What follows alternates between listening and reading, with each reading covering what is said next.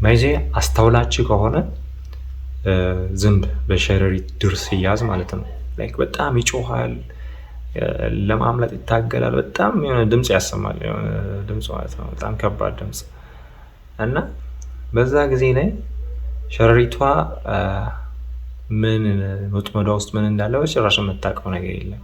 ግን ድምጽ ሲያሰማ ለመውጣት ሲታገል ሲንፈራገጥ ሲጮህ ምናምን ትሰማውና ትመጣለች። ላይክ ትመጣና ትይዘዋለች። በቃ እራቷ ተዘጋጅቷል ትበላለች ማለት ነው። ምን ለማለት ፈልጌ ነው ላይክ ስንወድቅ ጊዜ ላይክ አለ አይደለ የሆነ ነገር ስንደከም ጊዜ መጮህ የለብንም፣ መንፈራገጥ የለብንም። ሰው ሁሉ ማወቅ የለበትም የኛን ውድቀት።